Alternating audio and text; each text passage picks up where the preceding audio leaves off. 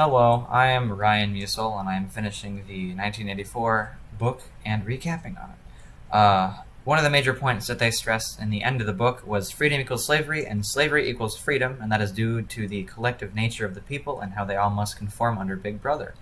One of the other points was O'Brien's collaboration on the book, and how that kind of swayed all of what Winston was taught by O'Brien himself. One of the other points was that his feelings for Julia, which through the first part of the third section of the book, he kept his feelings for her, but at one point they broke and he told on her instead of saving her. He snitched. Winston betrayed his love for Julia as so, and the party won in O'Brien's eyes. And in the ending, where the last section of it, where they talked about the bullet, how there is actually two endings to that, and how the metaphorical ending would be Big Brother winning, and how his entire struggle throughout the book was false, and that the actual bullet could be him not letting Big Brother win. So in the end, when he said Big Brother, he's happy, and all that. Yeah, he wanted to kill himself. To start the questions, I think Winston is insane because he doesn't conform to society, and because as we look at insane people, it's all the people that don't actually conform to society.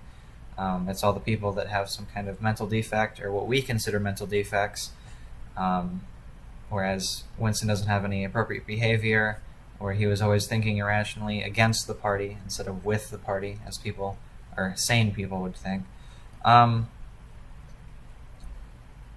I think the government should restrict the certain freedoms in order to decrease all the crimes and all that, and that is because things like 9/11 could happen.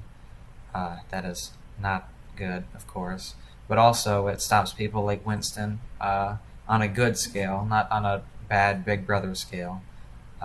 It's eh.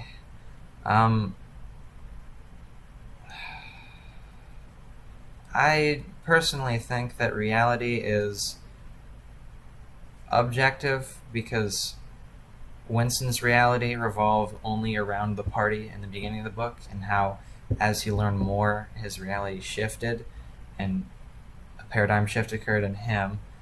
And to add on about the paradigm shift, I think that people could see a certain version of reality, but I don't think two people can see the same, because everybody has a different opinion.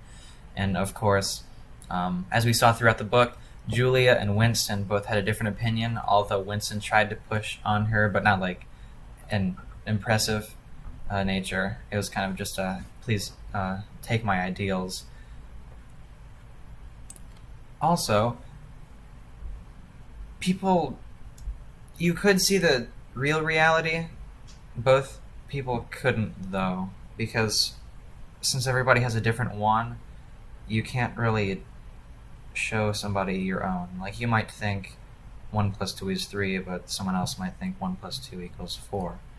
And the last question of O'Brien thinking the pros will never revolt, I think they will. I think Winston's view is accurate, because if it took so much power and like number of people to take down Winston, and a lot of resources such as Room 101 and all that such, and that's just a single person. If there were a mass group of people that revolted, there wouldn't be enough resources, and Big Brother would be taken down.